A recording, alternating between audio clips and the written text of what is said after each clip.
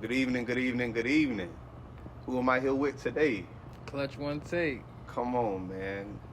Today, man, I'm here with a very special guest. This is a brother, a friend of mine, someone very artistic, a talented individual with a story to tell.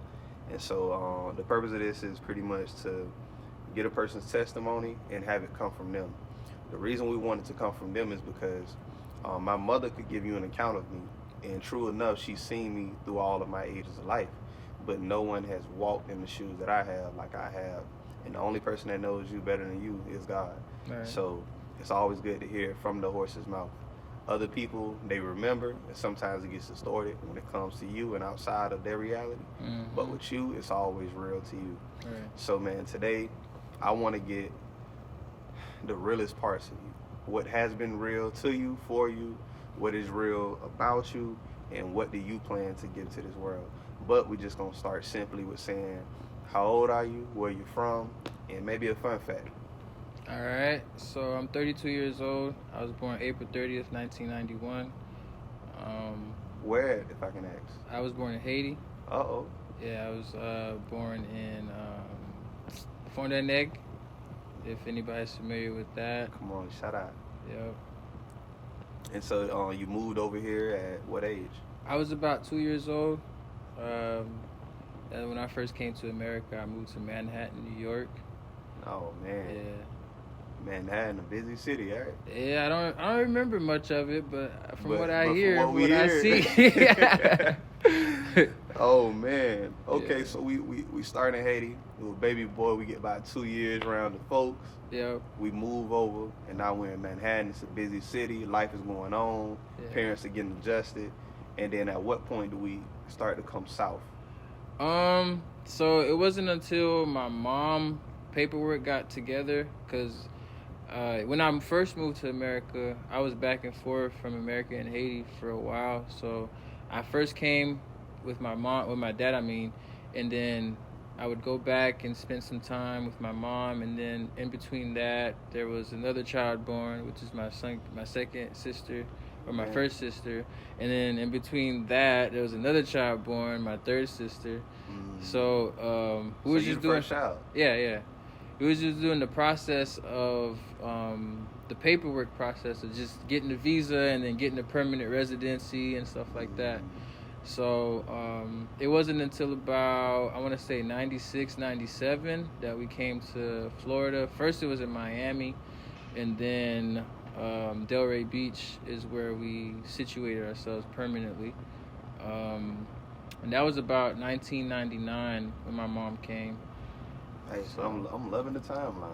Yeah. And just to touch on it, I don't know much about the process of permanent residency, but I know before the documentation is all the way fulfilled, they would have it to where you could stay a certain time limit, and then you had like basically a mandatory revisit 6-month visas. 6-month visa, and then you had to go spend like at least a day.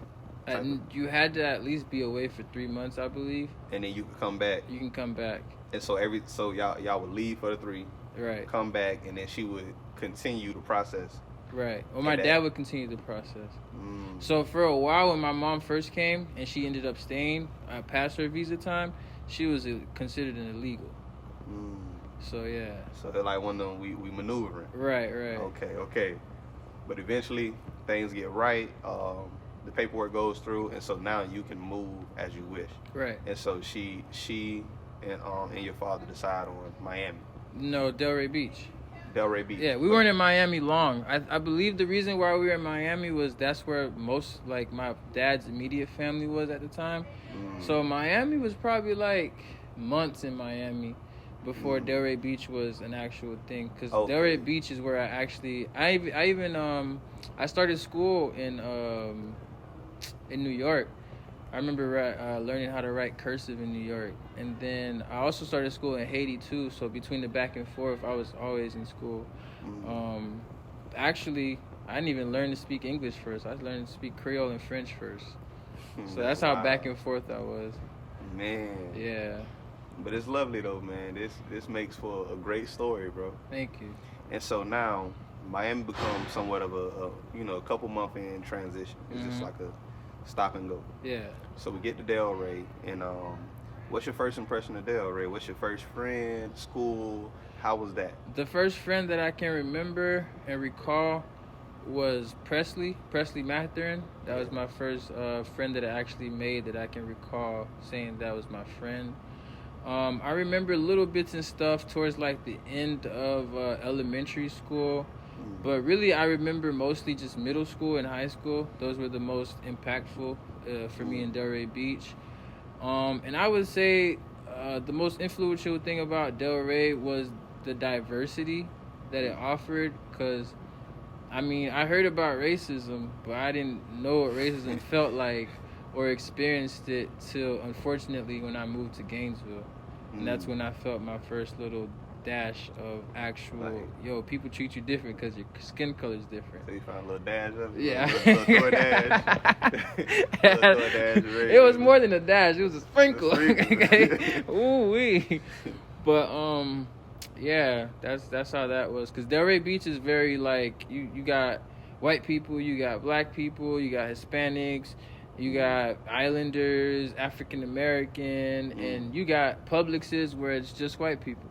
You got Publixes where it's nothing but Haitian people working in it. And then you got Publixes where it's nothing but Hispanic people, and you're gonna have to learn some Spanish to go into that Publix. So, Delray is so diverse, bro. It's like another fun fact, I guess, not about me, but about Haiti and Haitians in general. South Florida has the most population of Haitians outside of Haiti. Yeah. I mean, in Miami, you even got a spot called Little Haiti. Yep. Yeah, Little Haiti. Yep. Yo, man. So that's a cool experience, and especially being around that diversity. I know it can be welcoming, but it can also be challenging. Like you say, I gotta learn a little Spanish here. I gotta learn some mannerisms here to kind of like move around. So, what were some challenges that you would feel like you faced in Delray? I guess two of the biggest challenges was the cultural differences in black people, because you had, prominently like Haitian people, and then you had African Americans. And African Americans and Haitians at the point in time when I first like really established myself in Haiti, 7th grade, 8th grade, there was like a quote unquote war going on, because that was also the time where like people thought Haitians ate cat and Haitians don't know how to dress, and there was a whole bunch of roasting. I don't know if anybody remember that roasting word. I remember this. So that's around the time when all that was going on, and kind of like at its peak before it dwindled down, and then tatted on my chest because I'm a soul. AKA Black Dot, I came out and right. And then that kind of like, about 2010, 2009, where it was like, so music broke the shell. Yeah, I would say so. It was like a big contribution, and just like, all right, we not just listening to the jokes and backing down. Yeah. Now we saying tatted on my chest. Like, I'm proud to be who I am. And you had people that didn't even know where Haiti was, and they had Haitian flags because of the song. So it just became a thing. I guess I would say my second biggest challenge was my identity within being a guy, because that's also around the time where being homosexual or gay wasn't accepted or laughed at. Like forbidden. Right. Yeah. But I'm not homosexual or gay or anything. But I'm really soft-spoken. I have all sisters. My dad wasn't really as dominant as he should have been in the household. And my mom was, raising me and my sisters, and I was pretty much the leader of my kin. So I got a lot of, quote-unquote feminine ways, especially with my being soft-spoken, and just little mannerisms that I wasn't aware of made you look like this or look like that. Because I was just a kid, I just being a kid. And then so that kind of, I guess that was my biggest challenge, because like early on people would make fun of me because of that. So that's something that I had to get over little by little. I actually didn't get over it till like junior year of high school. So man, so you had this thing where they already at some point was joking about just your nationality. Yeah. Who you can't even Stop that. That ain't nothing. I can't scrub the zo off me. No, you know? it's there. It's there. It's there. It's here. Mm-hmm. And then, you know, now they add something else on top of it. And so it's kind of like you've already kind of put me in a position with these jokes, you know. And I know, bro, that was, I remember that time. It was very intense. So you already put me in a corner with these jokes.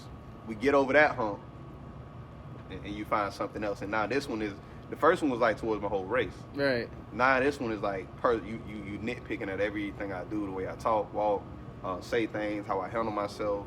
And it's kind of like, it can almost make you feel insecure or not even want to, you know, associate with too many people. Mm-hmm. You know, so was it hard to network with people or like speak up or, you know, like go make friends from that experience?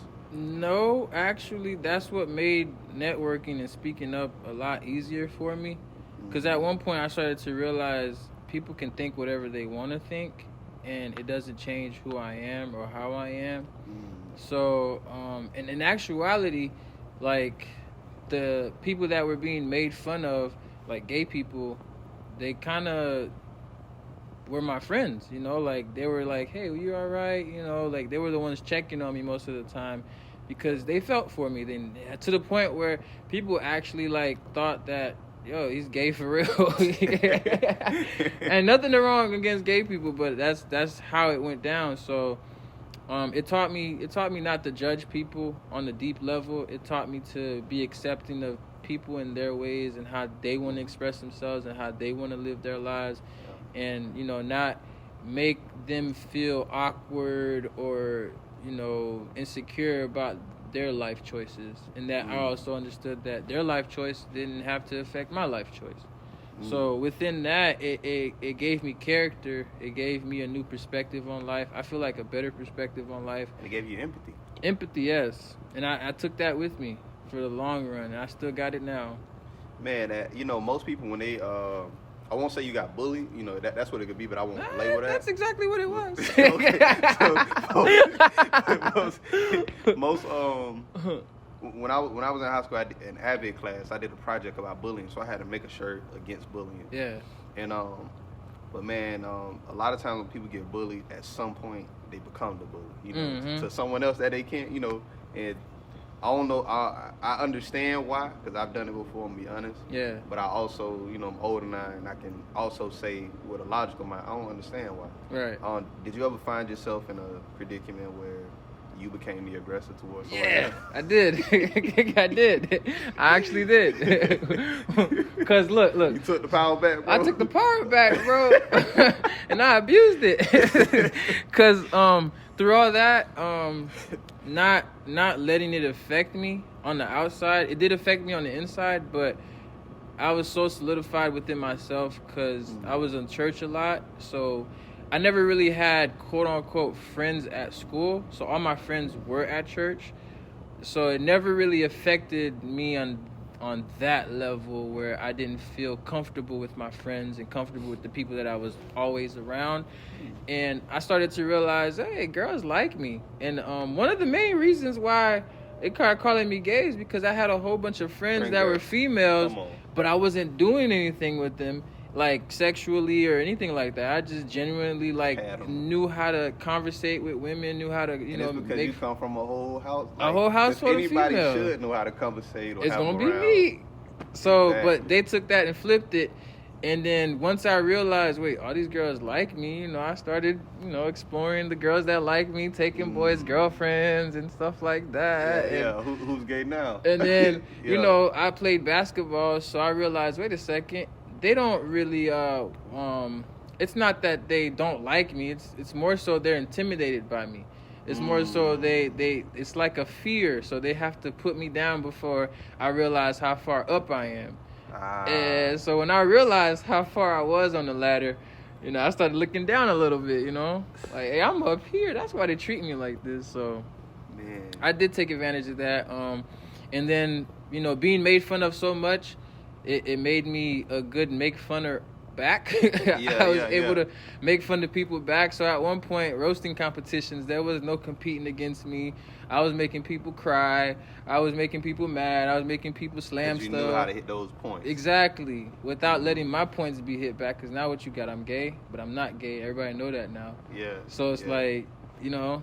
That ain't what your girl said. Now you got different different comebacks. Exactly. Man. Yeah. All right, so boom, this is, high school, we more so getting over it. Around the end of middle school to high school, you got kids doing sexual activities. Mm-hmm. They are indulging in drugs and things of these nature. What social class did you find yourself in, I guess, like, of things to indulge in? I was that kid on campus that was telling people about abstinence. I did the club every Thursday where they would come to the club, feed us donuts. We'd sing the basket song with the fruit, and we talk about God and religion and church, and talk about abstinence.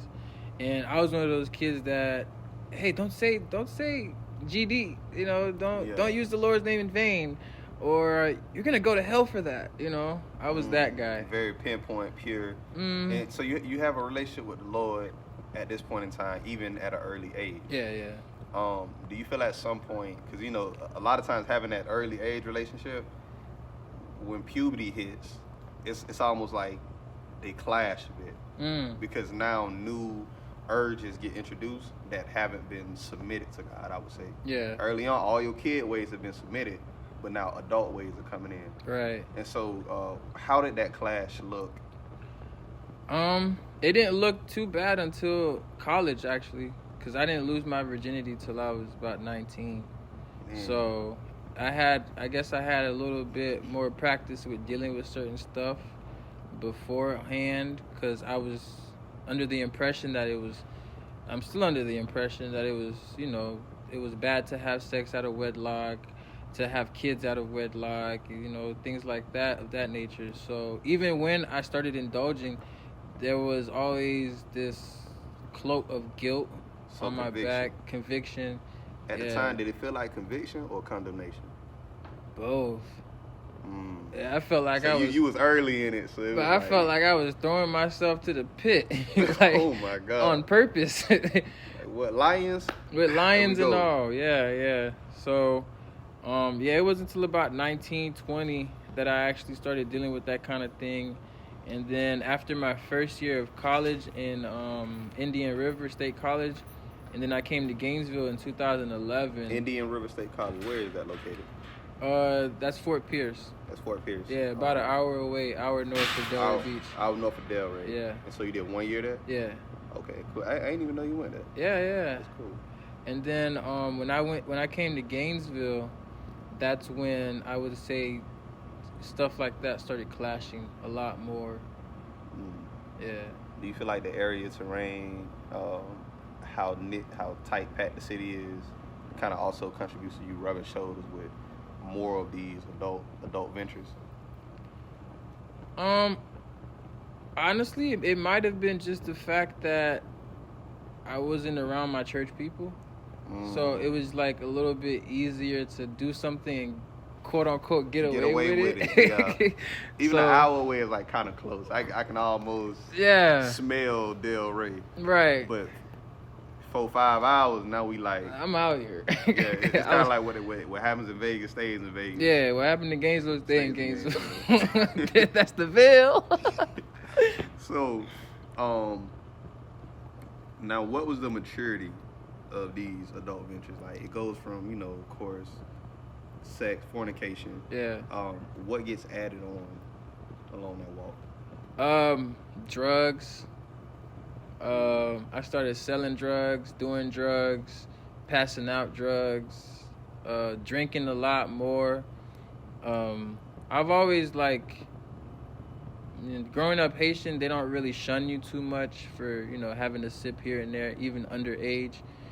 But I've always been familiar with alcohol. It was always in my household. So it's nothing that I ever had to, go out of my way for. Yeah. But once all those other things, gateway drugs, quote unquote, came into play, I found myself 2 years into being in Gainesville where I'm waking up to E&J, I'm waking up to seltzers, I'm waking up to beer, things like that. So I started really abusing alcohol a lot.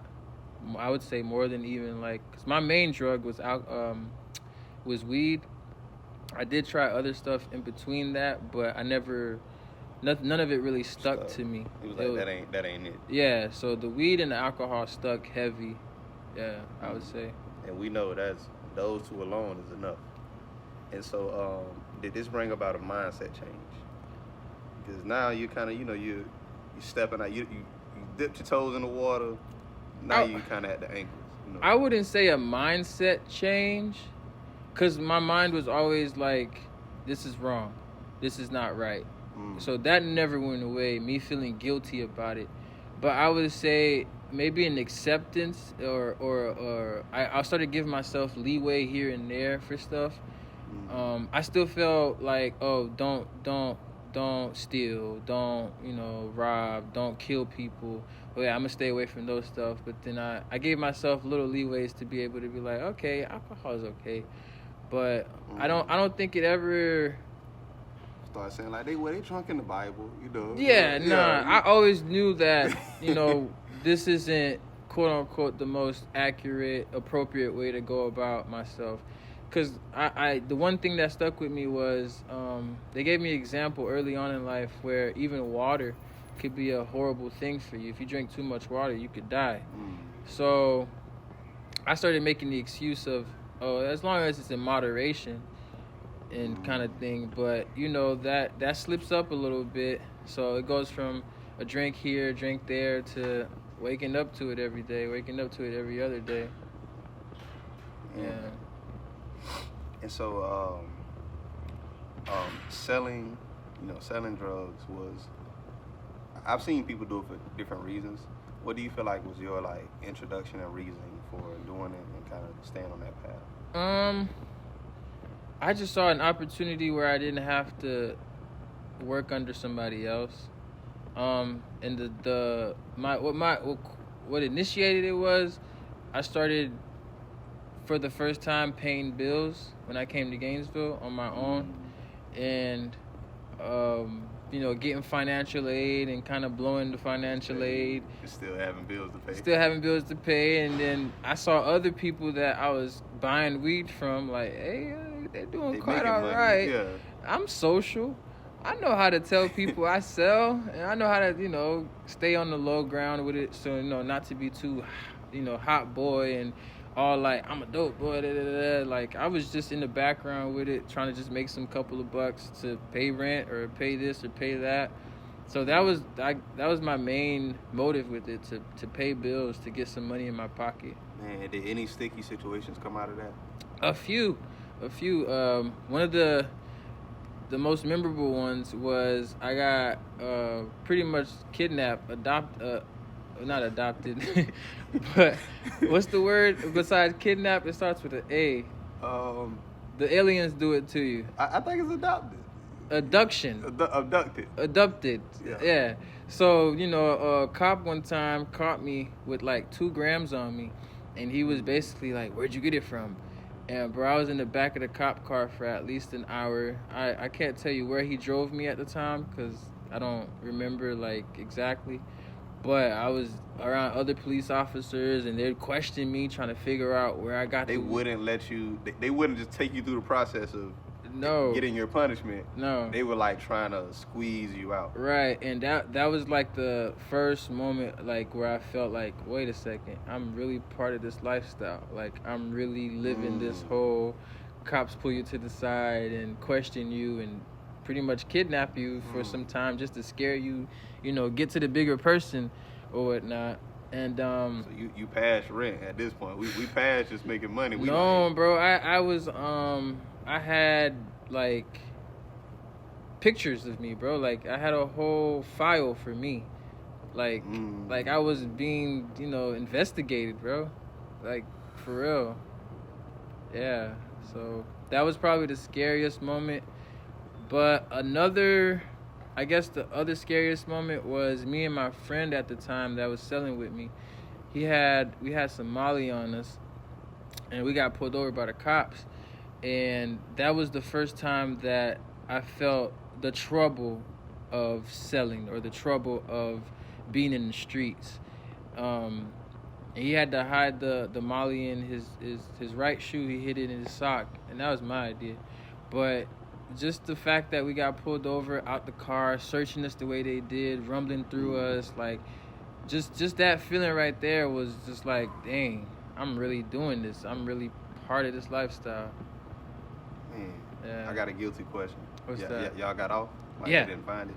No, they didn't find it. Did y'all celebrate after? Yeah. Yep. We actually drove to Cabana Beach and celebrated. Celebrated? Yep. Because it could have been over. It could have been it, bro. Could have been it. Man, now, those situations, was that enough to stop you? No. It was enough to wake you up a bit, Yeah. but not enough to stop It you. was enough to make me go, I need to be more careful. It was enough to make me go, I can't travel with this. I can't travel with that. It was enough to make me go, yeah, y'all gonna have to come meet me here. Y'all gonna have to come meet me there. Because I'm not gonna lie, the way I was doing it was very... I didn't really have a blueprint other than what I saw on TV a little bit, or what I heard, and then from the people that were around me at the time. So, that was my blueprint. So I was just kind of doing whatever they was doing, and there was hot boys, so I was a hot boy too. Man, Yeah. you hot boy with a cool head. Yeah, pretty much. But man, so what was the turnaround for this? Like, all right, I'm not So- selling anymore. I got evicted from my apartment complex, the Crossings at Santa Fe. I started busting down doors that I knew were vacant and living out of them. And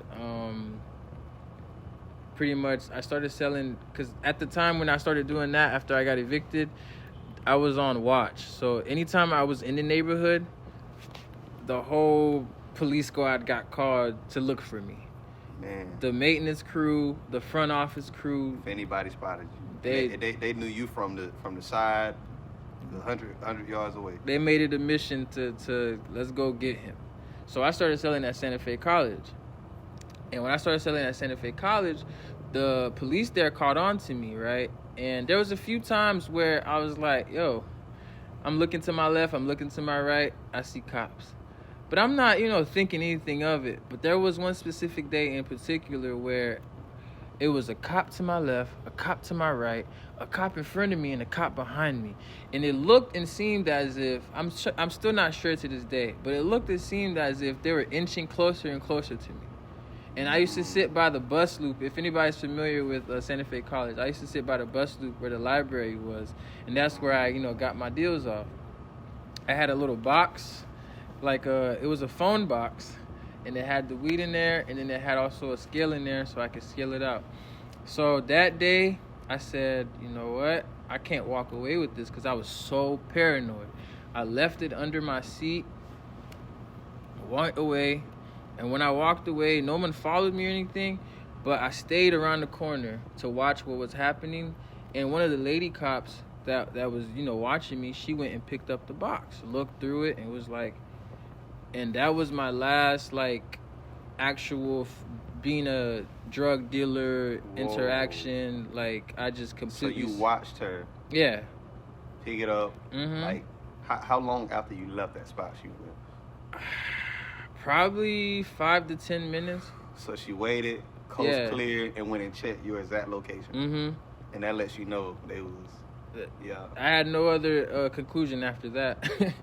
Man. And so that was the wake up of wake up. Like, all right, Yeah. if I walked off with this, it. Pretty much. Man, that's like a testament of the Lord just was watching over you and just gave you the wisdom, even at that moment, to just know. See, the thing about it is, though, even though I was doing all of that, I never stopped praying. I never stopped asking God for protection through it all. I was always praying. I was always saying, please, God, this is every time I went for a long drive, I was always praying. I was always saying, yeah, I know this is not right. Help me through this, help me through this, help me through this. And I never at one point felt like I was doing something that was appropriate. So, I mean, yeah. Man. Now, at what point do you come back in full contact with the Lord and Savior? Um, so I ended up having to leave Gainesville and go back home for a minute. And when I went back home for a while, that first time, my parents had to come get me. I was pretty much homeless. I was staying with a friend on the couch. And I was just trying to make ends meet, and I got to a conclusion that I need to call my parents. I need to just tell them to come get me. So that's what I did. And when I went home, things went really, really south because I had so many habits that I built over the time from when I first left home that I was carrying back home with me that my parents, they didn't know how to deal with, they weren't familiar with. So I ended up getting kicked out of my house. I probably stayed in probably 3-4 months before I was back in Gainesville. And it wasn't until I came back to Gainesville when I guess got in contact with the Lord again. I started working at a moving company on my sons. And even then, when I first came back to Gainesville, I was staying on my friend's couch. Probably took me like 2 months to get an apartment on my own. But I started going to this church. I forgot the name of it. But it was just the way they accepted me because, I was raised in church. So, I've always been comfortable with the church that I was raised with. So, stepping out and becoming a member of another church was never appealing to me. But the way this church, the way they handled stuff, I just felt like, this is a safe haven. This is a good place to be. So little by little, I stopped, having sex as much. I was still smoking, but I wasn't smoking as much. I pretty much slowed down on the drinking at that point, and I started really making that turnaround to where I was before I even moved to Gainesville. Yeah. So it felt good. It felt really good, yeah. Man, where does the story go from there? And then I had to deal with some anger issues that I didn't even, I wasn't even aware that I had. So finding out that I had anger issues, or I had an uncontrollable temper, or I used to hear about people blacking out and seeing red, and I never put myself in that category, but little by little, withdrawals and things like that, being used to having money all the time from drugs and selling, then to having to really actually work a 9-to-5, that kind of transition almost made me upset. Not almost, it did make me upset because now I'm borderline struggling compared to when I had it quote unquote easy. So that transition there was it was new for me, kind of, I've always been working, but the work that I was doing before, it was just to have a job. I was never working to pay this or pay that because I was at home when I had a job. I had a job when I was 15. That's when I first started working. I had a job ever since then. But the money that I did with that, what I did with the money I got from working was just, spend it on candy, spend it on shoes. Yeah, whatever your heart's desire. I ain't got to pay rent. I can go home and eat, or I can go to the store and eat. But once it got to the point where I had to pay rent and I had to budget and this and that, it just got really frustrating. And so my frustration started to show onto the world. Basically, that's the next thing that I had to deal with, my anger issues. And what role did you feel like that led to?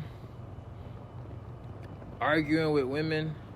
Then after that, realizing I had anger issues, and then I had to come to terms with the stem of my anger issues, which opened the umbrella to more issues within myself. So I had abandonment issues. I was insecure with myself. I was upset with my parents. I was upset with my family. Just little stuff that I felt like they should have, put me onto that they didn't. It really just made me upset. So now I'm learning how to be an adult. And once I, had a grasp on, okay, what is an adult and how does an adult do? I had an image of an adult, but I was still a kid, and I never had much practice being an adult. So I'm in the middle of being a little boy and trying to be a man, and trying to figure out, do I puff my chest here? Do I puff my chest there? Which fight do I choose? Where do I choose to argue with this girl or choose not to argue with that girl? And long story short, I ended up having to spend 9 months in jail because of my anger issues and some of the things that I mentioned earlier too. So that's where that took me, and that happened back in 2020, May of 2020. Yeah. Through that experience being locked away, you feel like it shaped like a whole different side of you? I feel like, yeah, it definitely did. A side of me that was always there that I never tapped into. A side of me that existed that I wasn't able to bring out completely because I was trying to figure out, quote unquote, who the heck am I? How do I want to be? What is my perspective on life? Not what people told me to be like, but actually making a decision for myself. This is how I'm gonna be. This is how I'm gonna think. No one else is around to make this decision. Right. No one else is around to sit out this time, and so you're thinking about these decisions so that you can go forward after the 9 is up. Yep. Leaving out of that 9 months, how do you step out first day? With a lot of confidence in who I was and how I was, with a lot of assurance in my abilities, and in a lot of faith just in God to take me to the next level. Did you see some things in there that God just really was showing you that, hey, I'm here with you? Yeah, definitely. Man, I saw crazy people try to take their penis off. I saw people fights. I saw officers end up becoming inmates. Man, I also witnessed like the returners, like people that would come back frequently. They lived there. They lived there, bro. It was their hotel. And so just little things like that really gave me the ultimate perspective on what life is and what life isn't for myself, you know? So now we back out here in these streets. We back out here in the city. Yeah. Who do you reconnect with, and where does the journey take you from there? And what gifts do you use to lift yourself up around that time? So one of the first people I reconnected with was you, Danny B. If you remember, I ended up calling you and telling you I was coming to Gainesville, and I ended up staying on your couch. Then from your couch, then I had that room in there with you, Vision's old room. And then from there, I started doing the automotive work at Tire Kingdom. But I would say what really lifted me up was my Klutch Onetake, because I was always doing photography and videography before then. So that got me back into the scene and, you know, I guess familiar with things again. Picked that up pretty much where I left it at before I went to jail. Started doing my camera work in the clubs again, doing photography, videography, trying to, you know, get any little business that I can between music videos and weddings and funerals, you name it, bro. I was trying to shoot everything up camera-wise. But yeah, and then I never let go of music. I've always been an artist, so I always cultivated that part of me, even through jail. I made songs in jail. They called me Jukebox. Sing us a song, man. And I would pretty much sing the same 3 or 4 songs every night. What was one of their favorite songs they would like to hear from you? Or one of the favorite songs that you created? It was called Dark Room. If it's okay, could we get a glimpse of that? Yeah, why not? Like a sip of water before you. Okay. Never go wrong with some water.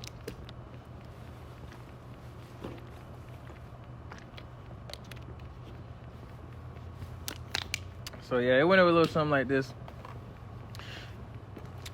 It's that fruit. Oh, good old little meal. But you got to see it, the bigger picture. Just take a step back and be delivered.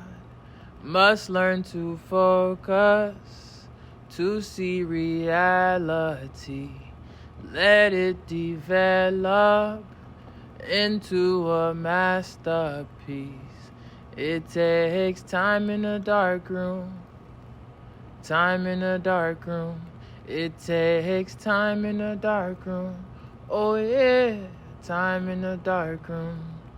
But that's one of the first ones that I wrote in jail.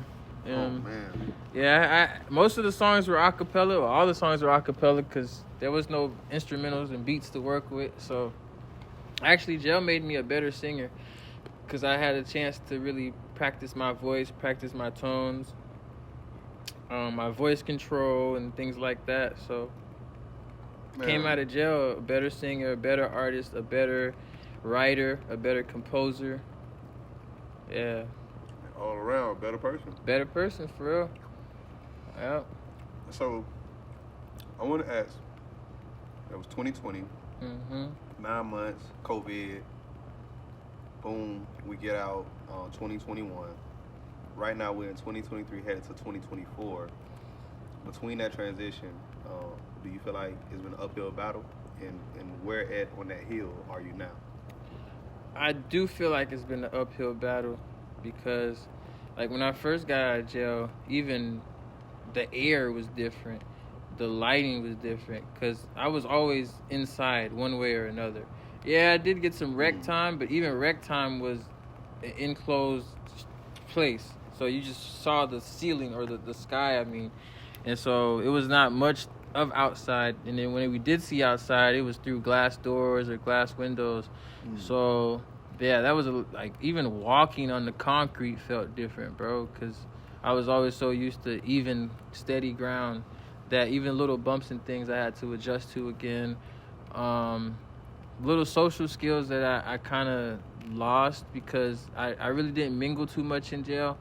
So I wasn't that social, so as social as I was before. So back when getting out of jail, it kind of, conversations weren't the same. It took a little minute for conversations to get warm back up. Right. Especially like my close friends and family, they kind of didn't know what to make of it because it was so left field for them. So that took a little minute, and then I guess landing jobs, that was difficult at first. I had to realize like my record and everything. As soon as I go try to get a job, that's one of the things that they're gonna look into. And so that got me turned away from apartment complexes, living situations, work environments, and things like that. So it took a little minute for me to like find my niche into what I was gonna do or not do. But once I started doing, I landed the job at Tire Kingdom.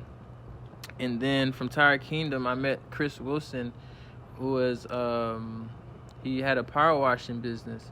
And one conversation led to the next. I quit Tire Kingdom, started power washing.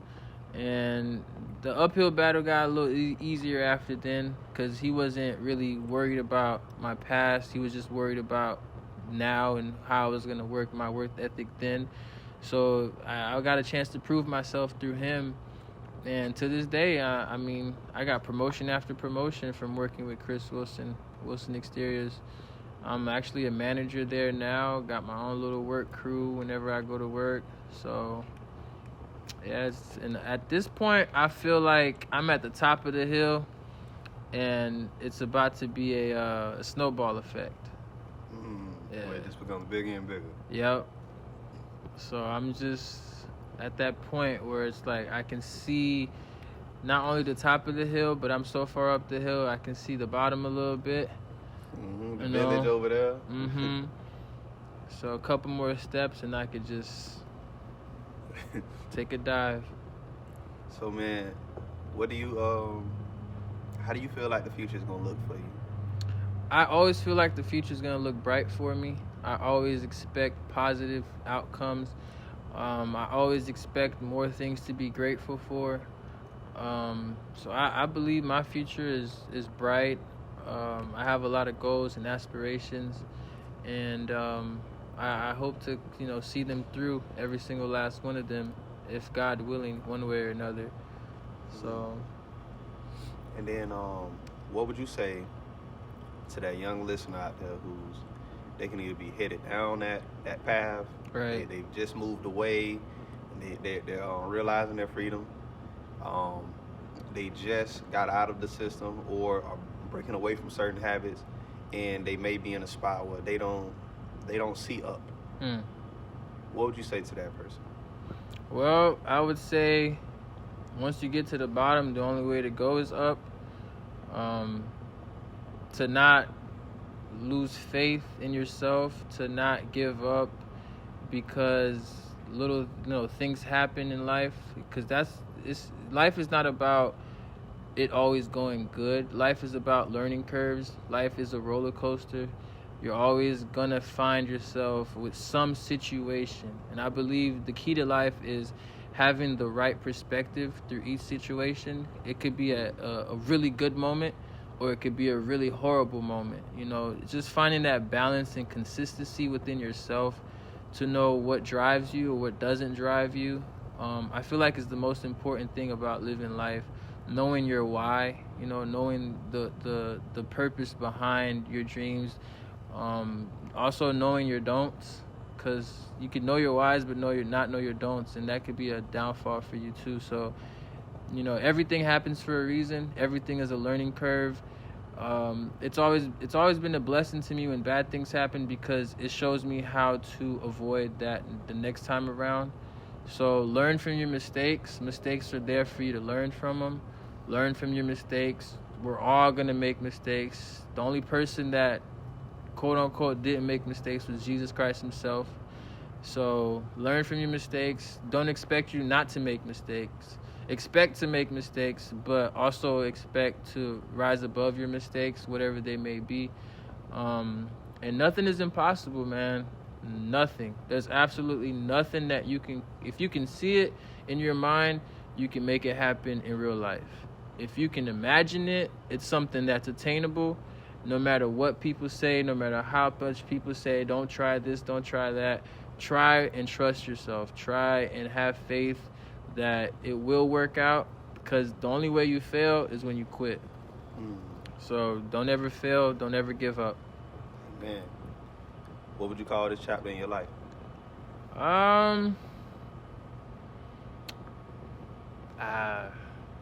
It's between Lazarus and resurrection. Yeah, because it's a lazarection. It's a lazarection because my story is I didn't really graduate with a degree in anything, bachelor's, a master's, anything like that. So I've always been an entrepreneur for the past couple of years of my life, and entrepreneurship is not the most easiest thing, especially at the beginning of it. It takes a lot of mental capacity, even emotional capacity. So, yeah, like I felt like I've died a few times now and been resurrected. Kind of like, I guess we can also call it the Phoenix phase, because that's actually what I used to say to myself in jail. This is just the Phoenix phase. The story behind the Phoenix is when it dies, it doesn't really die. It burns itself up, and then that ash turns into an egg, and then the egg hatches all over again. And supposedly it's the same Phoenix, just a new life, a new perspective. So, what happened with Lazarus, Jesus allowed him to spend some, days in the tomb. And then when everybody thought that Lazarus was done and over with, and he started to smell, that's when Jesus resurrected him, and, he took off his grave clothes. And I feel like I'm like at the last bit of taking off my grave clothes and putting on my white robe right now. So that was amazing. I never even heard someone use the words grave clothes. Oh yeah, that's amazing. Thank you. And before we head out, we get a people of prayer. Of course.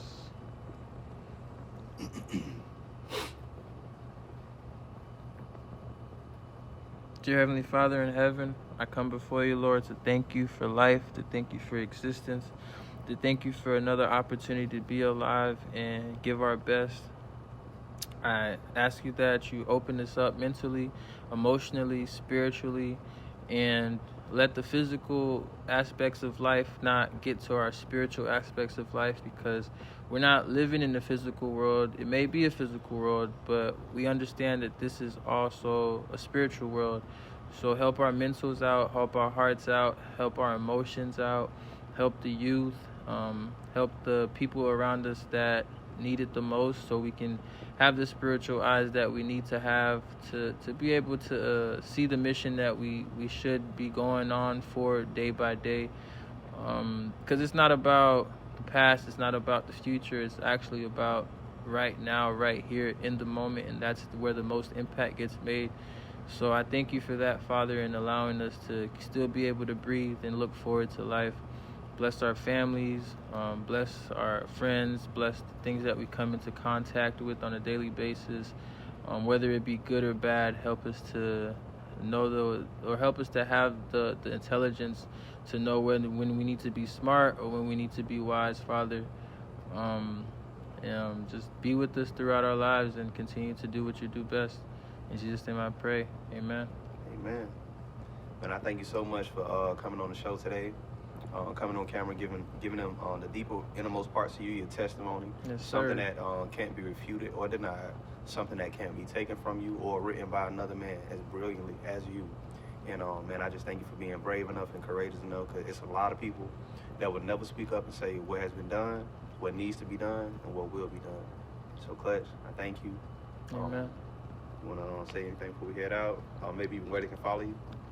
You can find me on Klutch Music, KLUTCHMUZIK. That's on any platform. It's going to be the same name.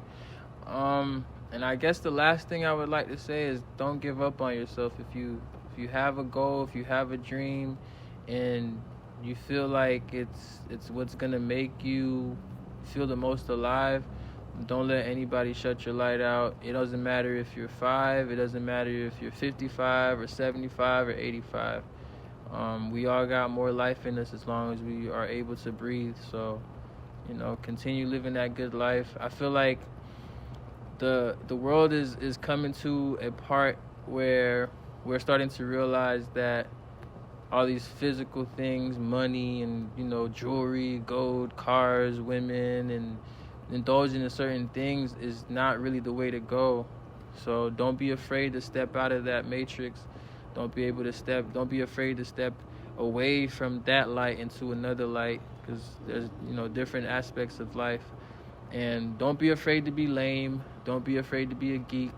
Don't be afraid to not be called cool, because at the end of the day, you're probably the coolest. You're probably the most unique. So don't be afraid of that. Amen. Amen. Peace out.